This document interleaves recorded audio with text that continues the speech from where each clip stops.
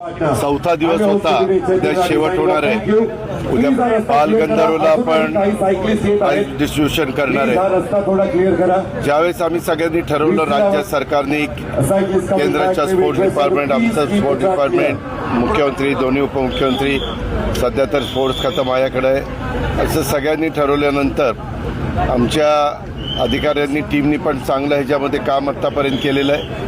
त्याच्यामध्ये विशेषतः जिल्हाधिकारी असतील, बाकीचं पोलीस डिपार्टमेंट असेल, सगळेच डिपार्टमेंट असतील। आणि विशेष म्हणजे प्रचंड मोठा प्रतिसाद हा पुणे जिल्ह्यातल्या तमाम नागरिकांनी दिला, दोन्ही शहरातल्या नागरिकांनी दिला, पुणे आणि पिंपरी चिंचवड। आणि त्याच्यामुळं आम्ही ज्यावेळेस अशा मोठे इव्हेंट करण्याचा प्रयत्न करत असतो, त्यावेळेस त्याच्यातून एक तर नवीन मुलांच्यात, आता आज मला 5-6 मुलं भेटली, त्याच्यातली काही इथं अजून पण आहेत, आणि ते म्हणले की दरवर्षी अशा प्रकारच्या स्पर्धा करा।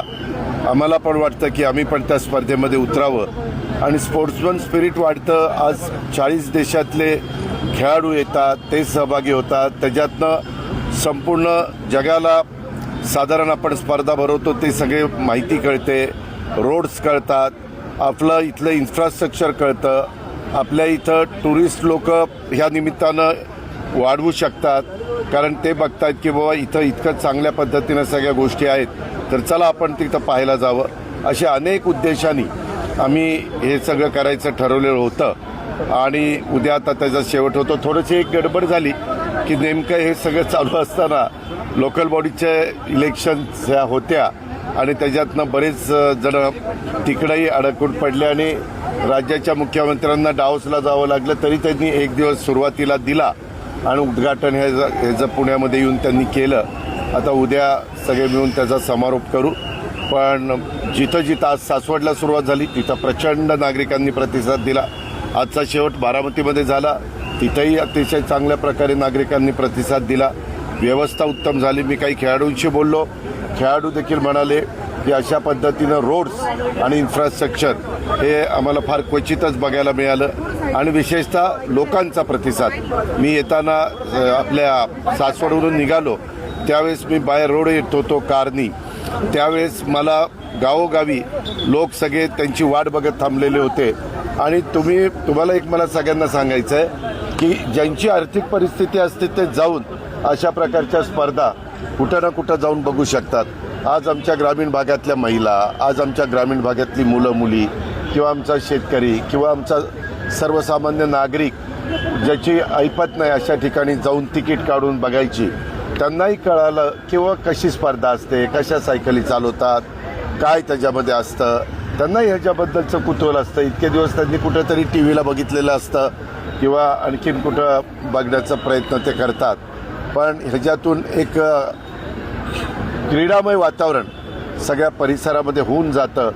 आणि त्याच उद्देशाने सर्वांनी त्याच्यात सहभाग घेतला। स्पॉन्सरशिप चांगल्या मिळाल्या, बजाज असेल किंवा सिरम असेल किंवा पंचशील असेल, अशा बऱ्याच मला म्हणजे आपल्या रुबी हॉस्पिटलनी पण सगळी हे जी प्राथमिक उपचाराची व्यवस्था त्यांनी केलेली होती।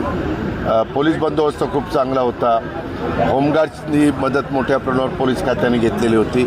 आणि विशेषतः नागरिकांनी, लोकांनी शिस्त पाळली। लोकांना सांगितलं जात होतं आता हे जाणार आहे, तिथं कोणी आतमध्ये यायचं नाही, आणि लोकांनी फार चांगल्या प्रकारे शिस्त पाळली। म्हणजे आपला पण इथला नागरिक, त्याला जर आपण विश्वासात घेतलं तर तो प्रतिसाद पण देतो आणि शिस्त पण पाळतो। आणि जे काही आपण ही स्पर्धा भरवलेली होती त्या स्पर्धेमध्ये सगळ्यांनी ती आपली स्पर्धा मानून सहभाग दाखवला। त्याच्यातून रोड्स पण अनेक चांगले झाले, अशा काहीच गोष्टी झाल्या।